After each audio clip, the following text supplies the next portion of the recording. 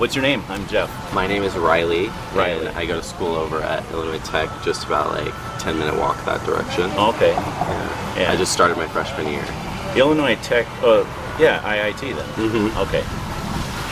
I never heard it called that. Illinois Tech, so it's not Institute IIT. of Technology or... It is. I think it's faster to say Illinois Tech than IIT or Illinois Institute of Technology. Right. It's kind of a mouthful. So, so I'll just go ahead and ask you you heard the question already. What do you think happens after this life, Riley? Oh, I definitely think something happens. I think it would be, honestly, a little bit almost... there's kind of a selfish idea that like we do know what's going on because humans are very caught up in the idea that we are the only people that exist in our entire universe when we just truly don't know, and we are people who like to understand things and give reason, but I think that we don't know what happens afterwards, and I believe that there is something, but I can't put a name to it. I can't put a word to what happens in 50 years, or when, who knows if there's another like energies in the universe or something like that, if that makes any sense. I can't put a word to it, or I can't say if there is a God or if there is no God. Maybe it's just a matter of my spirit goes somewhere else, but I definitely believe that when I would die, that I'm going to return to earth until my spirit is prepared to move on, has like realize that it is no longer, it is not a human, it is more of a spirit embodying like a human or something like that, I'm not, I feel like I'm kind of, sometimes the idea is that I've read some stuff online, I don't have specific words for it, but I think that I've mostly developed the way I feel about it from that, because it kind of puts this idea that you are a spirit that is not, that you don't know you are a spirit until you have this realization how many reincarnations of life or anything like that you have to live until you can wake up, so to speak, and then truly ascend, or I don't even know. It's kind of hard, it gets very abstract when you start thinking about stuff like that, but sort of like transfers of energy, and like how energy can never be created nor destroyed. Like when a person dies, their body becomes lighter because it's believed that their spirit leaves their body or something like that. The spirit has some mass to it. Some weight inside there. There's something that, yes, we understand the electric signals that are keeping us alive and the things in our brain that, the mechanical functions of our body, but I think there's more divine reason and purpose that goes on behind it that we can't truly explain. Or we haven't figured out yet. Yeah. So it sounds like you believe there's another, say, dimension other than the physical. You know what I mean? Like possibly. I feel like saying that makes it a little more science fiction for me. I don't really believe in that, so to speak. I think it's more of a spirituality thing for me. Yeah. Well, I guess a spiritual dimension. So it's a physical dimension. Okay. Yeah. Spiritual dimension. Something that's like physical, I guess, matter, energy, time. Right? Those are the three things I think that make up the physical realm. Mm-hmm. So this would be something that would transcend those. Exactly. Exactly. That's what I would call it, like a transcendence of this physical world that we live in, that we've created for ourselves. It's almost like, I imagine it like a bubble that we've like wrapped ourselves in.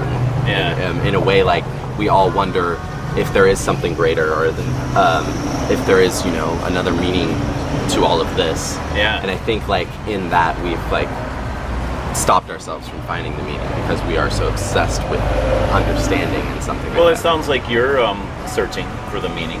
Oh, right? For sure. And a lot of people are searching, so I don't know if we've stopped ourselves from finding the meaning. Maybe our vision is blocked or something. Exactly. I think it's more of what's the word?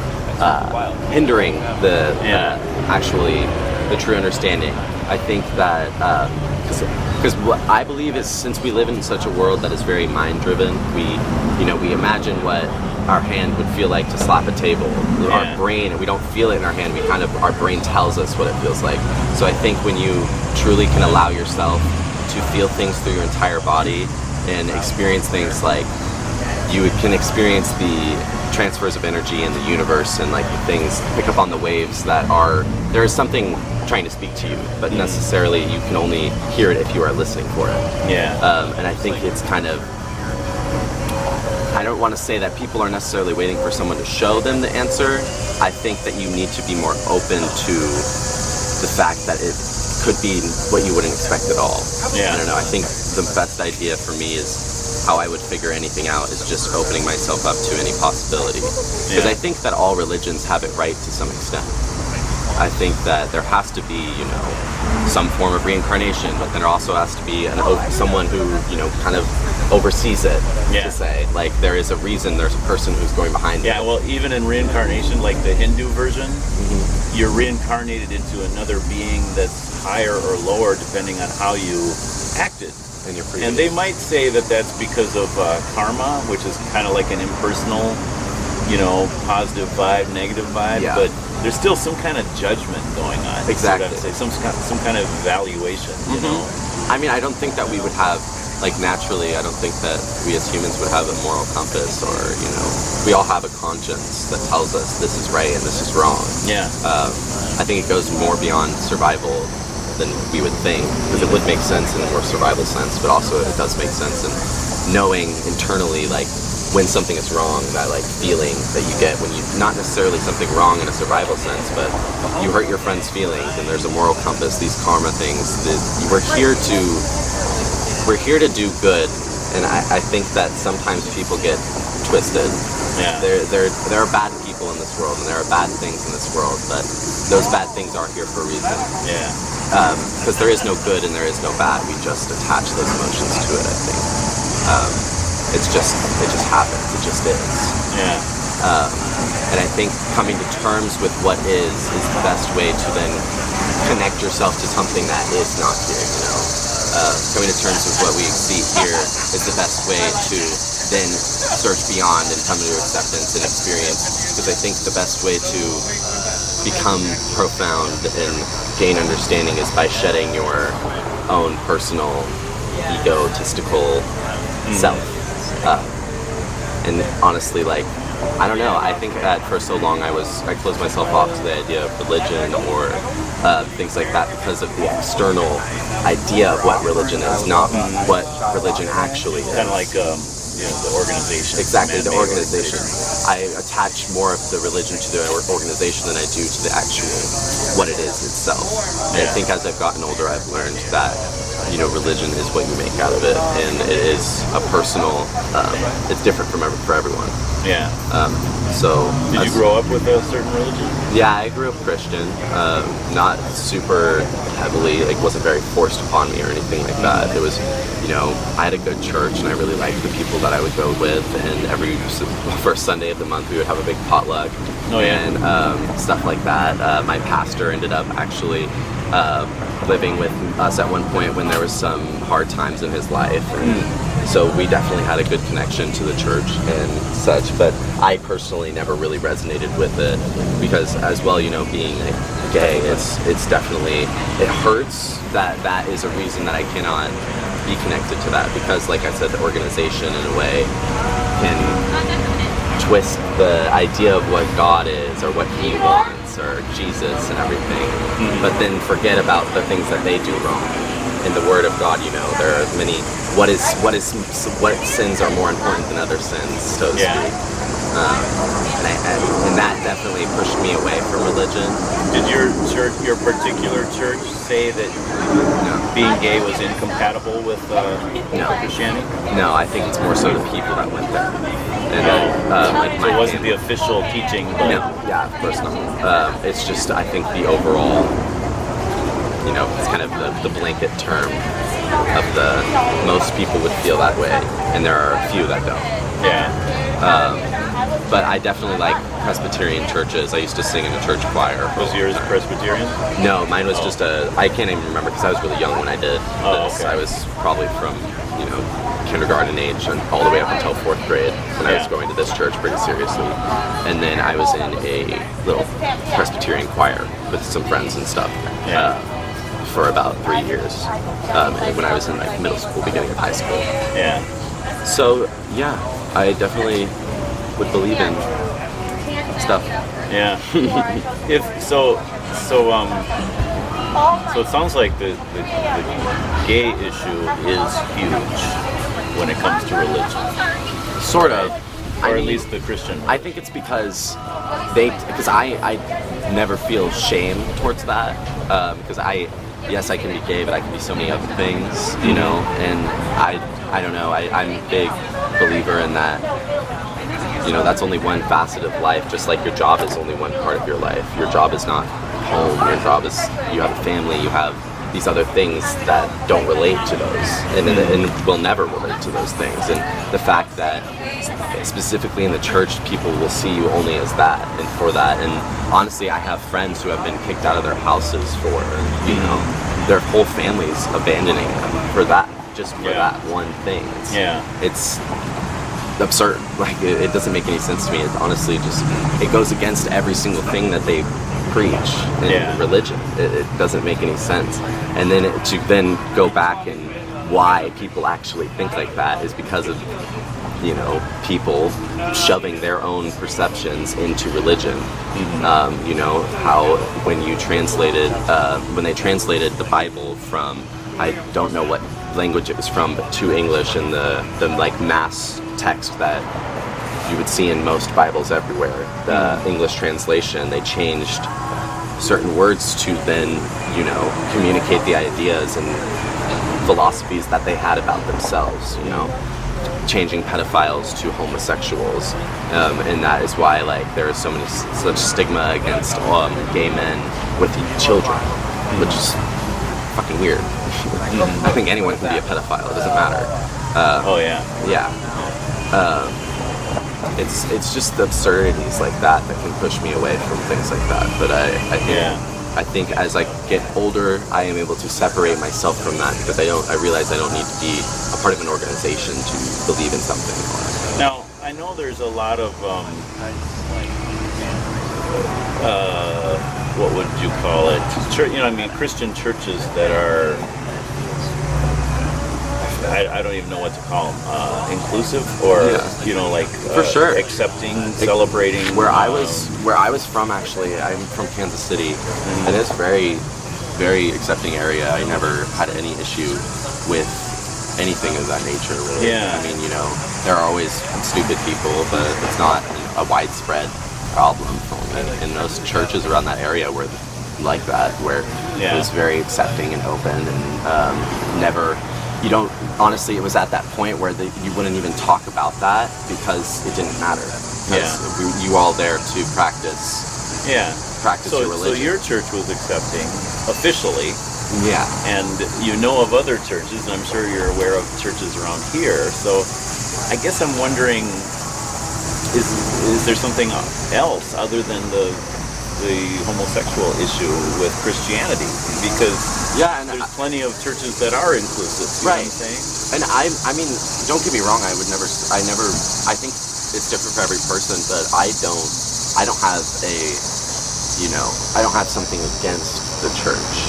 It's more of a neutrality with me. I don't have the desire to go, but I also don't have the desire to not go. It's not I hate church and I would never want to. No, I know. It sounds like it's not for you, right? Right. And you did say that you don't believe in right and wrong. Like, there's no moral absolutes. Like, nothing is. There are. Every person would you has say their that's own. You know, like nowhere? There's no right and wrong? Like, no, when I meant that, I mean, there is right and wrong. I think that it's more so, because obviously I don't want someone to treat me like shit. Exactly. You want to, like, love thy neighbor, and, you know, I live by that of, you know, I feel like a lot of my ideas and stuff have been taught by my dad, who is the very religious person in my family, the very inviting person who just wants to have a conversation.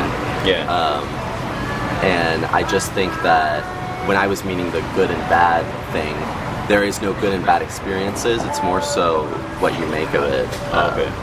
It's because, oh God, there was a really good quote by Aldous Huxley about experience is not what you've experienced, it's what you do with it. So I'm a firm believer in the fact that you may have gone through hard times in your life, but it's not really the fact that you went through the hard times. It's what you do after you've gone through those, and how you learn from those things.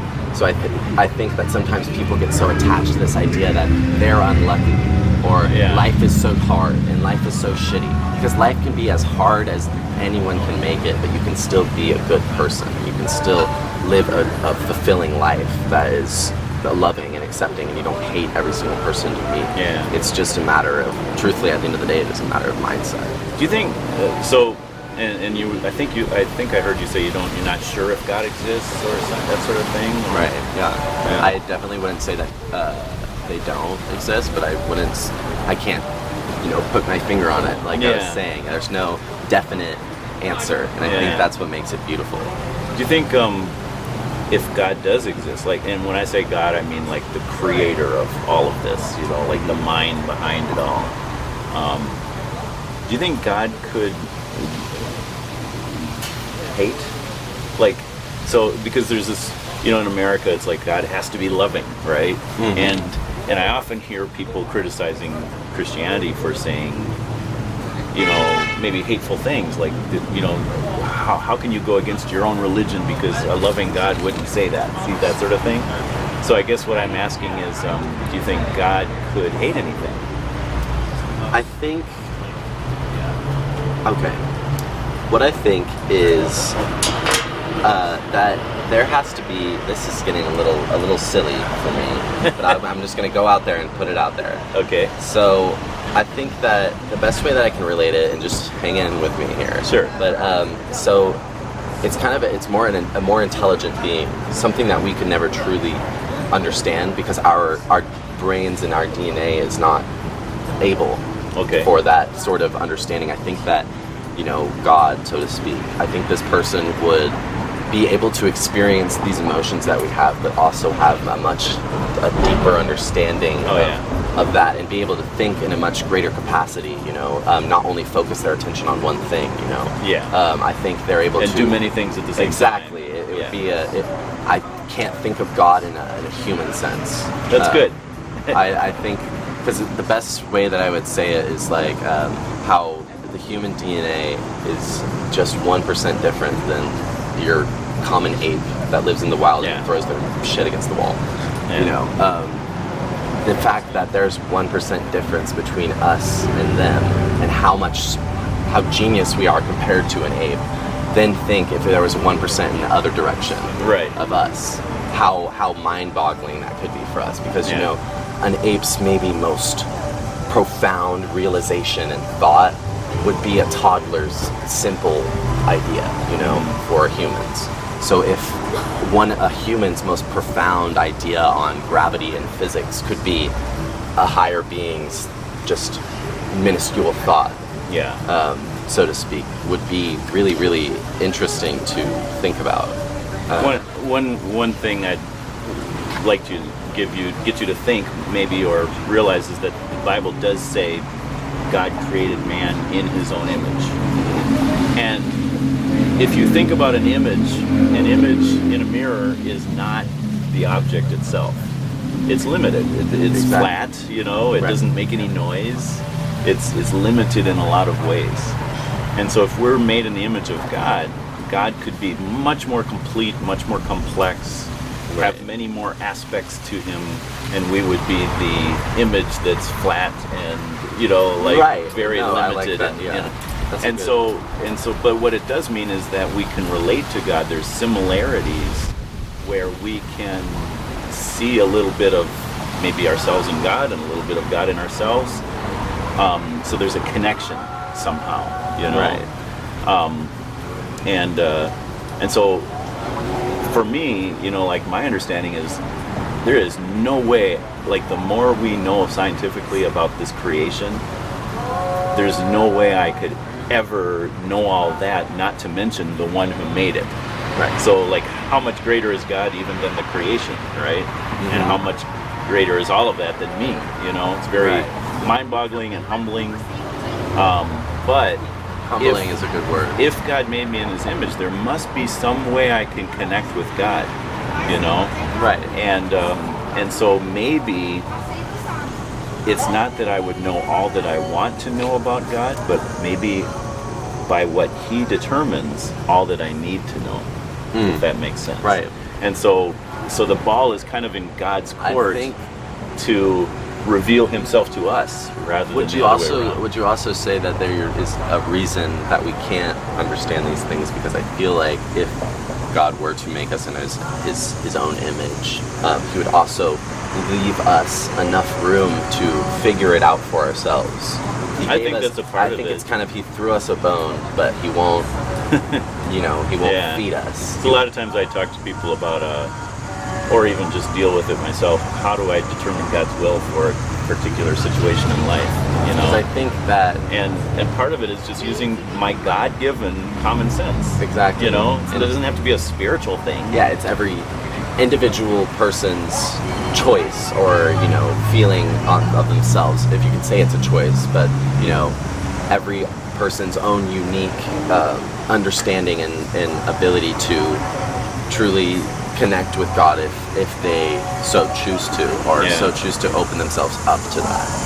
And kind of the idea that the ball's in God's court as far as he reveals himself to us. If we depend on ourselves to figure God out completely, then we're going to miss out on a lot. But if we have, and Jesus said, you need to have a childlike faith, if you have faith as a child.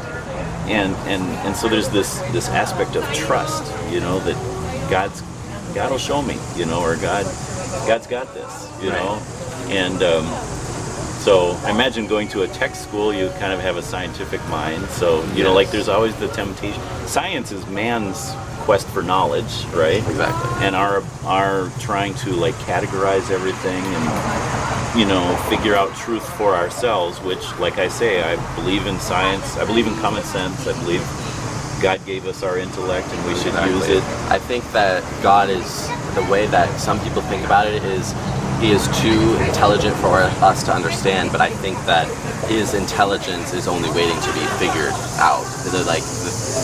Our version, our science and math is our only way of understanding and absorbing what we're experiencing on this planet, what we are going through, or what has been given to us. It's our one way of putting a name to it. And then I don't know if it's one way, but it's a way. It's a way. Yeah. Yes, that's good. That's good. It's a way of learning. And honestly, sometimes, like I said at the beginning, humans find comfort in knowing. And like anything, you want to know when your bills are coming. You want maybe to know. That comfort's even a gift from God. Right. He wants us to have a certain amount of control over our lives and be able to plan for the future and be able to figure things out. And I think his influence is as great as you choose to believe it is. If you can let yourself, open yourself up to the idea that, this is happening to me because, maybe I needed to learn from this experience. It's not just a bad thing that's going to put me in a bad mood. There's some reason behind it, and I think you can go as deep as you want. Yeah, I think that's actually even getting back to that quote that you said about experiences, and it's how you deal with it. If we believe that we have a heavenly Father who is teaching us, when bad things happen to us, we don't just think automatically he's punishing us. It's no, he allowed that to happen for a reason. Right. And maybe it's not even that he's teaching me. Maybe he's teaching the next guy, through my experience or whatever. So a lot becomes possible when we believe that God is, in control and that God is active in our lives. Yeah. And even so, you did say a little bit about that you believe our morals, some of them come from what helps us as a species, I guess. Where do you think our moral conscience comes from completely? Maybe some of it's from that, but I don't think I've really thought about that before. Yeah. I think that gets a little bit, as much as I would like to know the answers to these things, I think it's also, like I was saying earlier, it just is. And I think that knowing that is the only way that you can truly, coming to terms with that, that's the best explanation you could ever get. Yeah. That it just is, and you need to accept life and everything and all of its beauty for what you have been given, and then learn from that and take that and do what you will with it.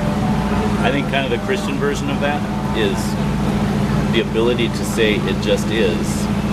In other words, I don't understand it, but there it is, right?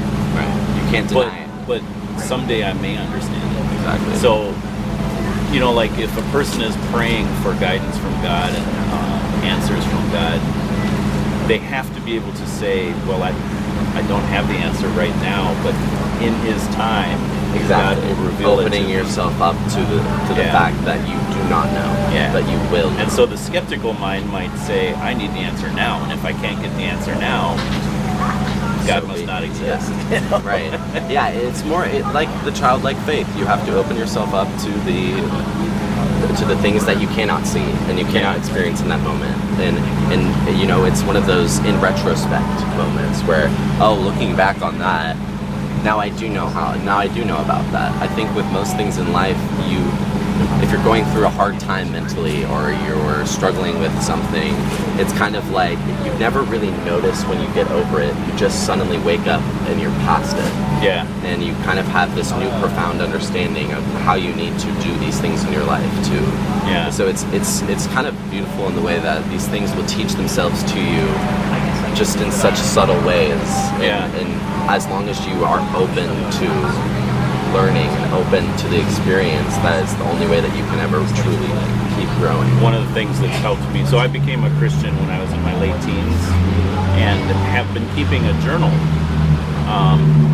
Not every day, but every time I have something worthy of writing down, in my opinion, I write it down, And so I can look back and see some of those lessons I was learning, and it's really cool to humbling almost, see. Probably. Yeah, it's humbling. It's humbling sometimes when I realize how much I've learned, but at other times it's humbling to see, man, I'm struggling with the same thing I was struggling with back then, Right. And or whatever. Some things will never change. Yeah. But I definitely see a deepening of my understanding of, for example, the Bible. Like I have a daily Bible reading habit. That hasn't always come easy. It's a discipline, Exactly.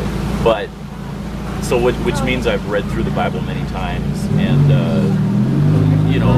the minute I think that I've got a passage all figured out, at some other point in my life, some new understanding of it comes, and like parables, for example, or right, the lessons that they can teach in the different. Yeah. So it's definitely for me like God's living word, like it's something that I can constantly learn from, and it's from that like daily communication with God, daily reflection, to even to the point where I write things down, and then reading the Bible, that I keep learning and growing, Yeah. And it's not just, obviously that's something that my dad does as well. Too. My dad is, as I said, the faithful person of the family the most. And he's read the Bible cover to cover, I think 3 times now. Okay. Yeah. I don't even know. Actually, that's just a guess. But I would probably. That's me being generous. Maybe, I don't know. He's very good about keeping himself about it. Like he does it for himself. Truthfully, he literally keeps it to himself. Yeah, keeps it to himself. There we go. He really does just keep it to himself, and because he is doing it for himself. Yeah. And he finds comfort and meaning and understanding through that. And I honestly haven't even really had a conversation about it with him. But yes, every time that we visit or something, he always makes a habit of, if we are together on a Sunday, even when he's out of town, he's got to go to church. Yeah. He's got to go to church even when we're on vacation. Yeah. He's going to wake up and he's going to go to mass. And the same way with my grandma. I think she's Irish Catholic, which is a little more aggressive with it. But I think that's where my dad definitely picked some of that up. Yeah. Now, have you read the Bible much, or? No, I was actually in a production of Godspell, which is like a retelling of the story of Jesus Christ, and such. So I had to read parables and different things. I played Judas in that production. Oh, great! So the guy who screws him over. But I think that through doing that show, actually, I changed my perspective on Christianity and Catholicism specifically. Like those that idea of religion, because I realized that it was, the Bible is truly a set of stories and morals and ways to live life, truly fulfilling life. And I think that when you detach the organization from the Bible and you just take it down to what is written on the paper, it really is a beautiful thing. And I, honestly, if you can take away all of the negativity that has been added onto it and just read it and truly let your spirit listen to these words and try to take them into your life in your own way, I think that is what is good about it. It's really good about religion. Because I think everyone needs a guiding hand, and that truly can be a guiding hand. I know. So there's this idea that we have Catholic churches or traditional churches, liturgical churches, if you know what that means. Like they follow kind of like a script on Sunday morning, right? And then so you've got all these traditions built in, and then you've got, say, contemporary, churches, and so a lot of people feel like, well, I should get back to the old religion of the ancient traditions, right? And I would push back on that and say, well, but the churches that are really just focusing on the Bible and making that the center of their understanding of God are actually getting back to before all those traditions developed, right? If that makes sense. Mm-hmm. So you had the writing of the Bible, then you had the development of this organization all around it for hundreds of years. Right. And so if you really want to get to basic Christianity, don't go to those traditions. Although I would say a lot of them are valuable, but go back to before they developed and look at the Bible. The reason I would say some are valuable is because a lot of them are based on the Bible, but we have to judge them according to, is this in the Bible or not? And then the only way we can know that is to actually read it for ourselves. Mm-hmm. So everything kind of points back to, actually reading the Bible. Yeah. And learning from the... And I want to say this as a student, so especially at a tech school, the knowledge that you have is like we were saying, scientific knowledge, modern knowledge. It's the idea of man, how much knowledge can we accumulate, organize, and put in a system. The Bible is actually, so you had before modern knowledge, you had pre-modern. Another word for it is revelatory knowledge. And so the idea is that we don't figure out knowledge for ourselves, it's revealed to us. And that's why the emphasis on, the Holy Bible as a way of learning. And so this is God revealing himself to us. Yeah. And so the way I look at it as a Christian is I'm still gonna, of course I believe the Bible is literally God's word. Not that I would read it literally, but it's what God wants revealed to us. And then I would add to that science and all of our modern knowledge and everything like that. Yeah, because that would make people take things like the Bible and they take them too literally. They think that this is the only way, when actually it's more. This is a way, and what are you going to do with it? You can't live in these words on the paper, because you can never fall into something so simple as that. You can't be words on the paper. People aren't that. People are. You're not binary. You are not this or that. You are so many things. So I think it's very profound to the point where we have to keep reading it over and over again, like it's very complicated. Exactly. And the Bible is actually written in a lot of different genres. So obviously many of them are not meant to be taken literally, like the parables of Jesus we can interpret. I've interpreted them in different ways in different parts of my life. They've meant different things. And then when you attach those separate stories to other stories and how they can connect, and they can in a way create different meanings. Mm-hmm. Some of the parables specifically in the story of Jesus Christ are very connected, because he does have a centralized ideology. And sometimes he comes out and actually explains them. Mm-hmm. So it's like, if we want to know how we should be interpreting them, let's look at the few parables that he actually told. His disciples came back to him and said, what did you mean by that? And he's like, well, this is what this meant, and this is what that meant.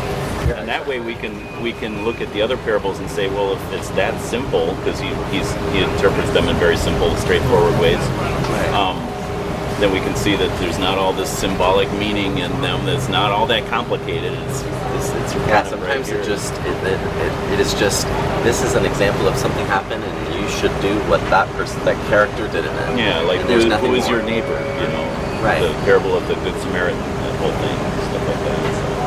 So I want to encourage you, to get back to the Bible and take a look at it yourself.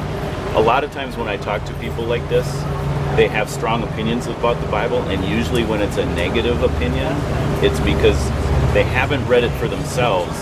They've taken the opinions of others. Right. Like, because they haven't bothered to read it for themselves, or something happens and they get a negative opinion, and so it's like, why bother reading it? If it's that bad, why bother? And a lot of times that opinion was something that maybe we developed as a little kid, and now we're adults and we can look at it differently. I think sometimes people are comfortable in not knowing and honestly closing themselves off to that. But I think I'm a person that needs to figure something else out for myself. Mm-hmm. I will listen to what other people say, but I'm going to develop my own opinion about it. And I'm going to, sprinkle a dash of what my parents think and some my own take all the different experiences. But then I create my own answer and something that works for me. Yeah. And that's, I think, the best way to experience religion. Yeah. So now, let me ask you this. So I know and I don't know how much time you have. You got to get going. I mean, I do want to call my dad because he's probably like, who is this guy talking? Who is my son talking? No, he'll be glad that I had this talk. So it'll be. Let me ask you this: outside of the gay issue, as far as you know, according to the Bible or according to maybe your church background, I mean, the reason I'm separating out the gay issue is because different Christians look at that in different ways, right? Right. So, outside of that, do you think you're a good person? Like if you died today, you're standing before God, it's it's all true. God is, Oh yeah. God is judging you. Would you end up in heaven or hell? What do you think?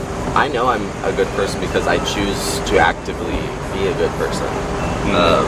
I choose to talk to people. I choose to learn and put myself not on a pedestal. Mm-hmm. I'm not greater than any person that I meet. I am just different, and their experience could be just as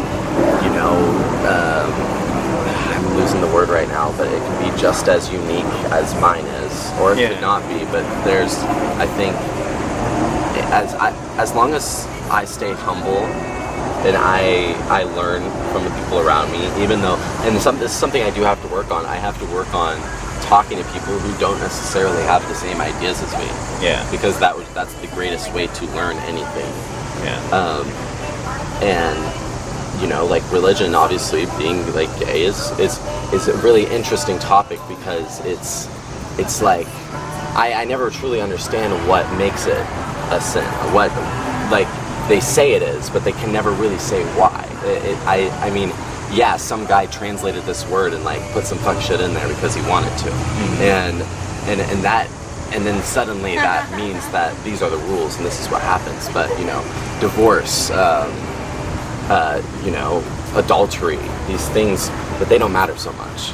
And that makes and that's what frustrates me. That's what makes me angry with people who are so stupid they can't even deviate between this and that. It's just what they choose to focus on. They're not being fair. Yeah. And I think that those people are the true people who are not good. When they can't deviate or whatever. Yeah, maybe. They can't deviate between what they think and what somebody else thinks. It's either it's their way, my way, or the highway. That sort of mindset. Yeah.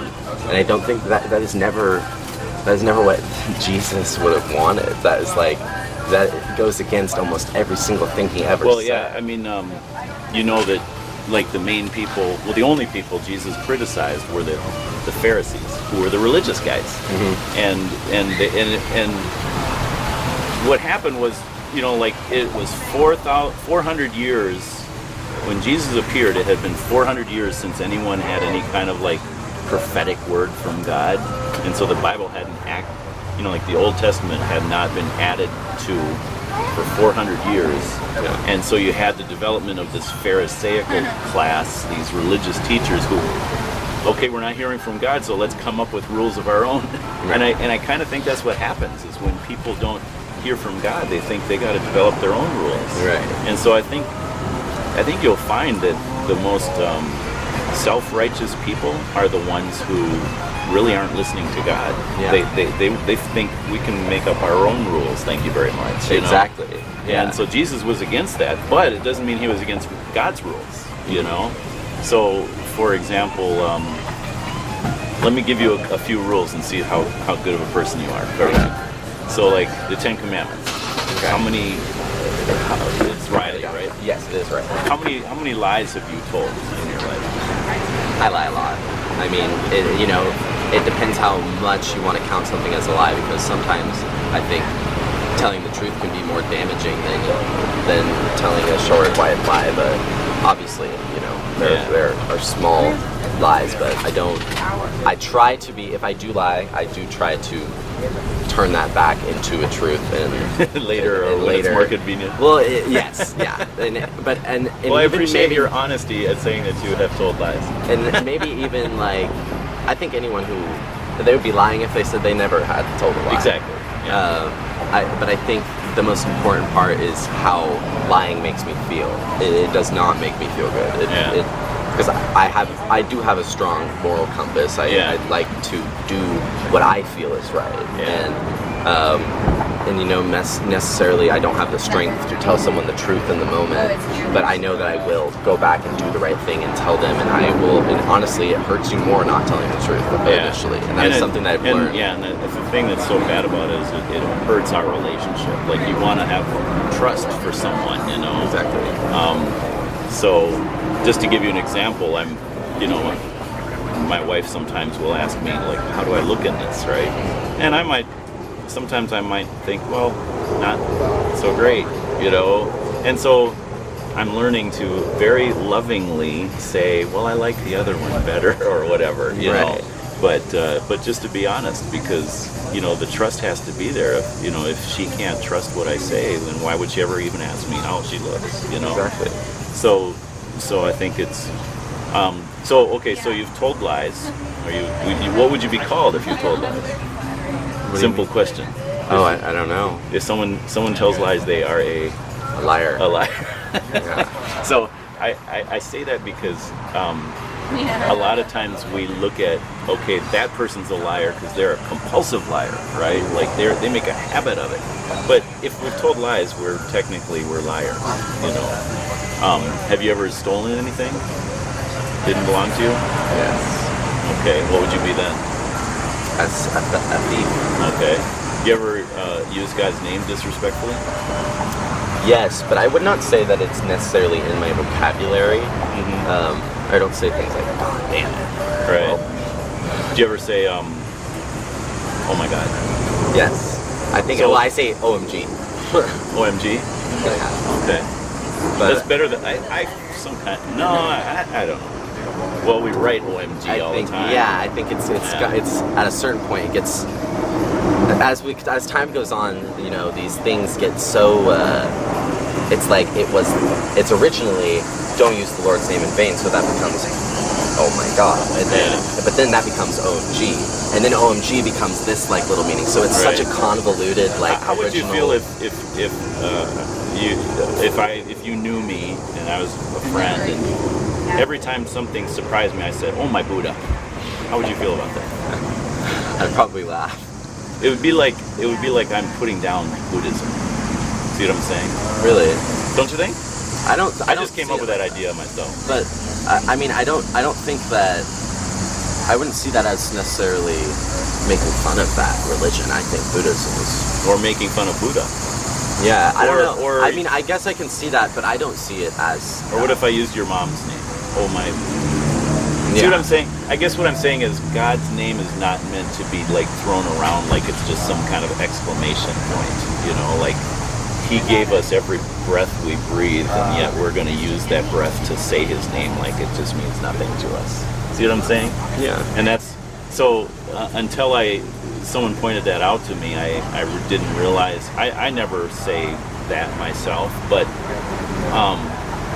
I watch a lot of movies and I see it all the time and I hear it all the time, and I never realized how like they're basically disrespecting God by doing that. And it doesn't have to be a curse word. It's just a trite expression of would we say that if God was right next to us? I think the thing is like I was saying, it's gotten such a convoluted meaning now that a lot of people genuinely don't even understand the true meanings of what they're saying. They just know that this is how you communicate this feeling, or this is what you say in this moment because that's how you feel. But it's not really necessarily like I don't feel any certain way about God. It's just this is what people say. Yeah. So it's kind of like there's actually situations where I probably have said, "Oh my God," or "Oh God," because I was truly like overwhelmed, and I was really calling. It was like a prayer. Yeah. See what I'm saying? But not every situation's like that, and so we're using His name for like trite, it's vanity. It's what it is, in vain. You ever? Hopefully you've never murdered anyone. No. But Jesus said, "You shall not murder, you shall not kill." But if you have anger towards your brother and you call him a fool, you're in danger of the fire of hell. That's what He said. Mm-hmm. So have you ever called anyone a bad name? Yes. I wouldn't say uncalled for. Flip someone off? Yeah. Road rage? Not road rage, actually. But people, I think my response to a situation would not be anger. I think if something provokes me, I can't sit there and let somebody walk all over me. I won't. I can't do that because I think it's much more important for me to stand up for myself than it would be to, So calling names might be kind of like a defense mechanism, or you could say a way to keep from getting walked all over. Exactly. Yeah. I think it's taking your own. But probably not something you're proud of at times. Sometimes you would. Yeah. Sometimes it's kind of why did that bother me so much? Yeah, that's true. Why did I feel, screw that person, and I don't need to put myself in that position. Because I know myself, and sometimes that is an important thing to remind myself about. And then I'm not going to go through all the 10 Commandments, but the one about adultery, Jesus said, adultery is wrong, sex outside of marriage. But then He said, you shall not even look with lust. And He said, look for a man to look at a woman. I would say it probably means we shouldn't look at anyone with lustful thoughts, fantasizing about them or whatever. He said, because then you're committing adultery in your heart. Okay. So just to let you know that's Jesus' interpretation of the 10 Commandments. Yeah, I think some of that stuff can get a little far-fetched for me. Mm-hmm. I mean, going back to a more scientific approach and everything, humans and animals, we are biologically engineered to recreate and reproduce, and that's what love is. Love is just that, reproducing. Well, lust. And lust and everything like that. It's sort of, it's just a chemical fire. Yeah. And I think sometimes a lot of my problem with religion would probably be denying urges. Okay. I think that can be some of the most damaging things to do to yourself, denying what you truly feel. Yeah. Because then you will only cause more harm. Yeah. And I think that those people internally become different people. They see the world in a different way because the world is telling them that they can't feel the way that they feel. Just to push back on that a little bit, like as a happily married man, if I see a beautiful woman, should I deny my urges? Oh, of course. Well, because I think it's more of a within reason. Yeah. Like everything, within reason. You can't. Yeah. I don't know your marriage. I don't know what you're. Just to let you know, it's something I've struggled with as a married man. You see a beautiful woman, and I would say, I agree that we do have those natural urges, I do think there's a discipline involved. It's choosing to not act upon that. Yeah, and it's so in our church we kind of say you have to learn to bounce your eyes. So in other words, okay, I see what I'm seeing and I'm looking somewhere else now. You know what I'm saying? Like I can't not see and acknowledge that this is a attractive person, you know, but I'm not going to occupy my mind with that. I'm not going to fantasize. I'm not going to take that second look. See what I'm saying? So well, I do need to call my dad. Okay. But this has been a really informative conversation. Yeah, I really appreciate it. And what was your name again? I apologize. Jeff. Okay. And I'll give you my card.